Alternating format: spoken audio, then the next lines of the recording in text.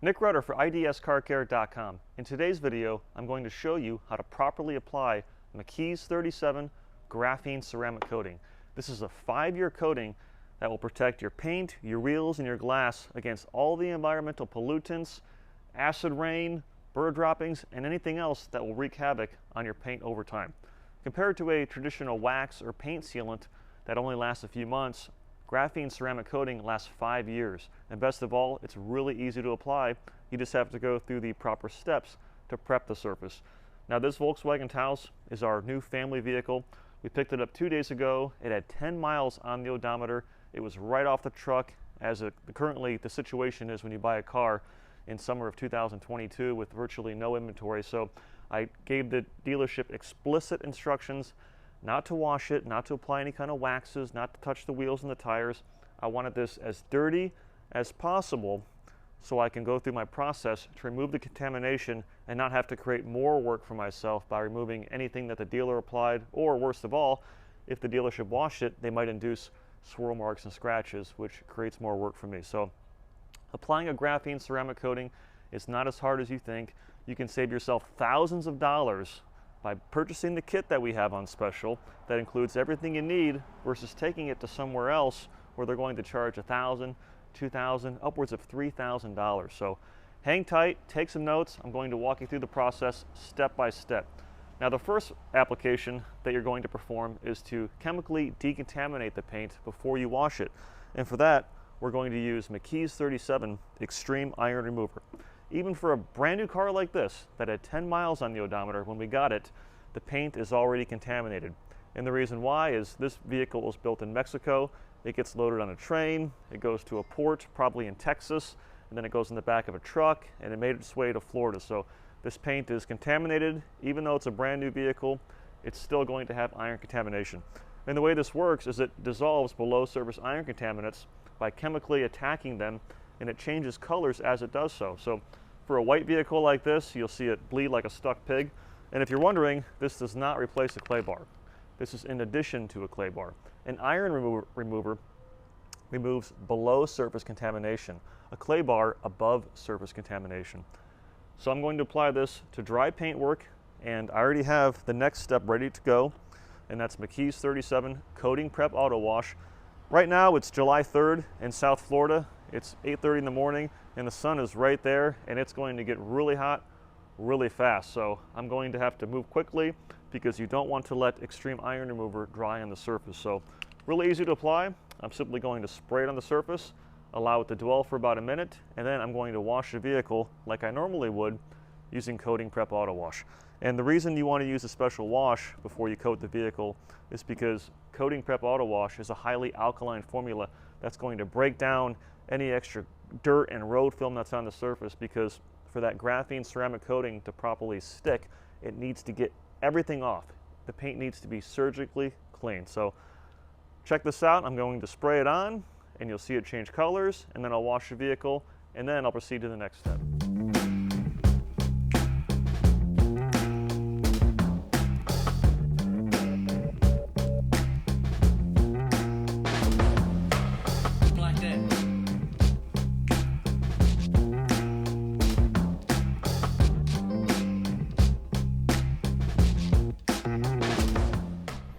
So at this point, the iron remover has been dwelling on the surface for about a minute, and you'll see that it's already starting to change colors as it breaks up and dissolves those iron particles, leaving the paint perfectly smooth and incredibly glossy.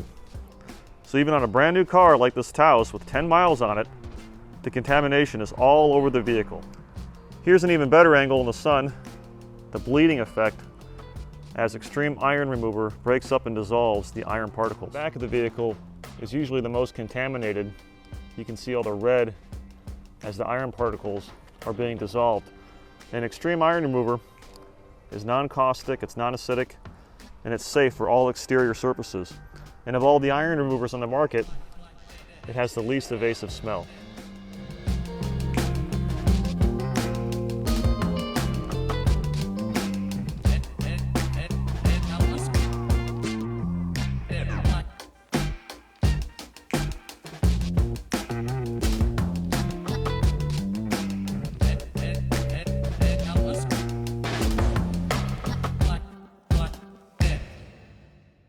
So at this point, I've used extreme iron remover and I've washed the entire house using McKee's 37 Coating Prep Auto Wash. The next step is to mechanically decontaminate the paint, and for that I'm going to use McKee's 37 Universal Detailing Clay. Something else you can use instead of a clay bar would be a clay mitt. And a clay mitt works by a rubberized polymer coating that's laminated on a microfiber mitt or a towel, and it mechanically abrades the surface. Since this vehicle only had 10 miles on it, and for my previous inspection, it's really not that bad in terms of bonded contamination, I'm going to use a clay bar, but instead of using a dedicated lubricant, I'm going to save some time and actually clay the vehicle with my bucket of soapy water. Now, you don't want to do this with any kind of soap, because most soaps will actually eat away at the clay over time. So McKee's 37 Coating Prep Auto Wash show is not going to do that. So I'm going to rinse the vehicle to remove the dirt and the debris that I removed, and then I'm going to dunk my wash mitt in the surface, in the bucket, and then provide some lubrication and simply rub the bar back and forth, re-kneading it as it picks up contamination. And the way this works is there's an abrasive in here, and by rubbing it across the surface, which is friction, the contamination is pulled inside of the clay bar. This is real tacky. You re-knead it, the contamination is trapped, and you repeat that process section by section. And then last but not least, once the entire vehicle has been clayed, I'm going to rinse it off, I'm going to dry it, I'm then going to pull it inside the garage for the polishing step. So here we are in my garage. The house has been chemically and mechanically decontaminated, and as you can see, it looks pretty darn good just from those 3 steps alone. So to recap, we used extreme iron remover to chemically decontaminate the paint by removing embedded iron particles. We mechanically decontaminated the paint using our universal detailing clay bar, and then we washed it as part of that process using McKee's 37 Coating Prep Auto Wash. I examined the paint. I don't see any swirl marks. I don't see any scratches. That's the advantage of taking delivery of a vehicle when it's right off the trailer. So I explicitly told the dealership, do not wash this car. So they listened because they want to get all 10s on the survey, and therefore that saves me a lot of work in the polishing step. So even a brand new car, you want to go over it real fast with a polish. In this case, since there's no defects at all, I'm going to use a white foam polishing pad on my Flex XFE. That's a long stroke orbital. It's powerful, it's smooth, it's easy to handle, it's great for professionals and beginners. And I'm going to use McKee's 37 Complete Finishing Polish. And I'm not going to spend a lot of time with this step. I'm just going to buzz over it and do a real fast cleanup just to enhance the gloss and take it from what I think is a 9 right now to a 10. And then afterwards, I'll use McKee's 37 Coating Prep Spray to remove the polishing oils, which I'll explain later, and then I'll apply the coating. So I always like to spend about 10, maybe 15 minutes taping off any plastic trim. I'm always asked the question, Nick, will this product stain plastic trim, or will this product stain plastic trim? And my answer is, well, I don't really know, because no 2 vehicles or no 2 manufacturers are the same. The plastic trim on Hondas is different than the plastic trim on a Volkswagen. And what happens is the polish, if I were to squirt some polish and put it on here, there's a good chance it'll wipe right off and it won't stain it. So then I can tell you, hey, it's not going to stain plastic trim. What will stain the plastic trim is when you have an orbital polisher oscillating and rotating at several thousand orbits per minute, and then you have the mechanical cutting ability of your foam pad. What'll happen is that'll impact the polish into the plastic trim, and then you say, well, the polish should stain the plastic trim. Well, it wasn't really the polish that stained it. It's the impact of the polisher that you're using. So get some good tape, nothing too fancy, and tape off the trim. A lot of guys you'll see online, they spend a tremendous amount of time doing this because they want it to look perfect for their social media post. I don't get too crazy with it. I'm here in my garage.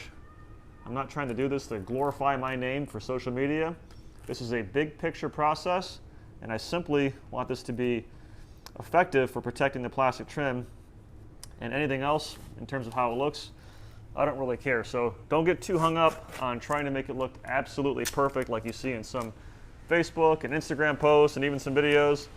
It can look as sloppy as it needs to be just so it's effective.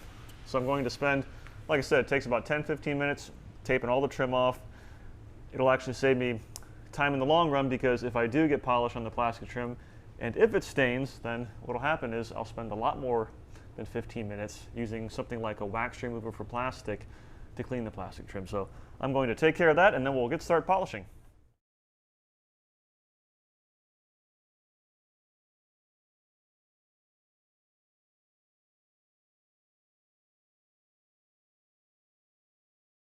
So to give you an example of what I mean by just going over the vehicle real fast, like I mentioned, I have my Flex polisher, I have McKee's 37 complete finishing polish, and I have a Redline white foam polishing pad. And my goal is not to remove any paint defects, because there's no defects at all. So I'm just going to buzz over it real fast at about speed 5 before maybe 5 to 6 section passes.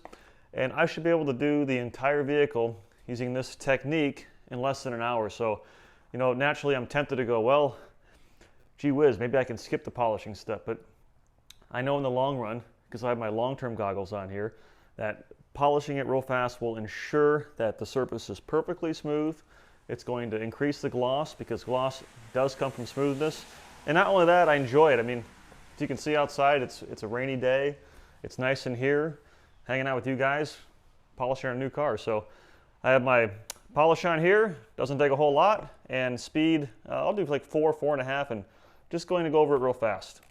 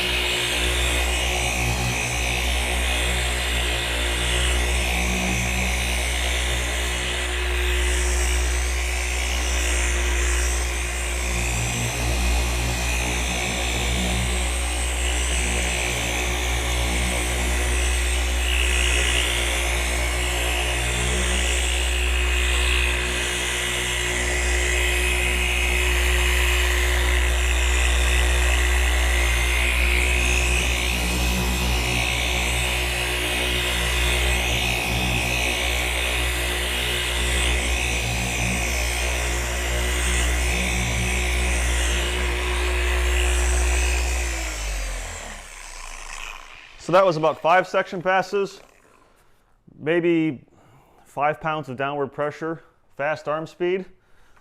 And one thing I love about the Flex polishers in general is they last forever. They're actually built in Germany. Great tools, great company. I've toured the factory over in Germany twice. But more importantly, the ergonomics are great. They're smooth, they're quiet. And with this particular one, the XFE, it's a long stroke orbital. So the orbit of the pad is 15 millimeters. It covers a lot of area, and it covers it quickly. And it's really smooth, and it doesn't beat me up.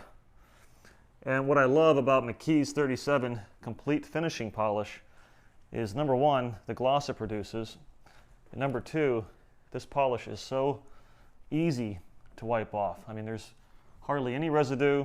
It's almost like it melts into the paint. And my assumptions were correct that it would take the gloss up another level. And it's not always the easiest to make white paint look really good, especially refrigerator white like this Volkswagen. Now, that's one of my favorite automotive colors, because when you take your time, like I'm doing now, the amount of gloss that you can achieve, it's truly spectacular for white. And between the complete finishing polish and the graphene ceramic coating, in addition to all the decontamination steps we took, this paint is going to look unbelievable. So I'm going to repeat that process around the entire vehicle, and then I'll see you at the next step.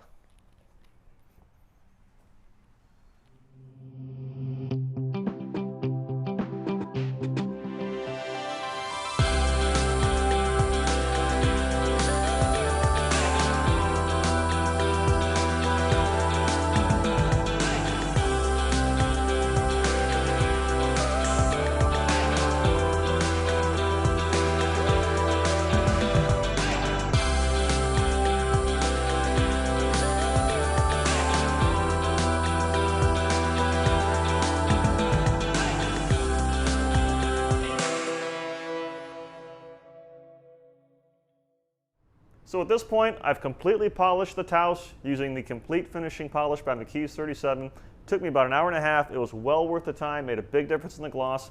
The next step is to wipe the paint down using McKee's 37 coating prep spray.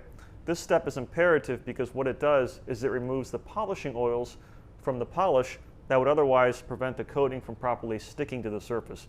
Compared to isopropyl alcohol or IPA, which a lot of people use, this has lubricants, so it's not grabby like IPA. It's a much safer option. Now, regarding the polishing step, if your vehicle is in great shape like this Taos, you don't have to use a buffer. You can work by hand. Using the machine certainly speeds things up. So using coating prep spray is simple. You spray on the paint. You want to use a ample amount or a liberal amount. You spray it on, and you simply wipe it off with a microfiber towel. It's very similar to using a detail spray. And all polishes have polishing oils regardless of the brand. And those oils suspend the abrasive particles, and they also act as a lubricant so that you can actually work the polish over the surface. So you have to remove those, perform this step. It takes 10 minutes, and it makes a big difference in the way the coating properly adheres, because if you don't perform this step, the coating's not going to stick. So I'm going to wipe down the entire Taos with the coating prep spray, and then we'll apply the graphene ceramic coating. So the entire vehicle has been wiped down with McKee's 37 coating prep spray. It's time to apply McKee's 37 graphene ceramic coating. Included with your purchase is an applicator pad, and unlike the tiny ones with the microfiber suede that's hard to hold on to, we include a large, this is a closed cell crimson foam. It keeps the coating on the face of the applicator pad so it prevents it from absorbing. Really easy to hold on to, even with slippery hands. So a little bit of this goes a long way. You simply apply it to your applicator pad, and with this being a brand new applicator, I'll tend to use a little bit more just to get it primed. And of all the coatings on the market, this one is arguably the most forgiving without compromising the protection at the same time. So not only is it a lot of value for your money, but a lot of bang for the buck too. So I apply it to my applicator pad, and the way you do this is you outline a section, and you simply go up and down and then side to side. So I have the area I'm working on here, which is roughly half the hood. And take your time. It's important that you work in a well-lit area and ensure uniform coverage.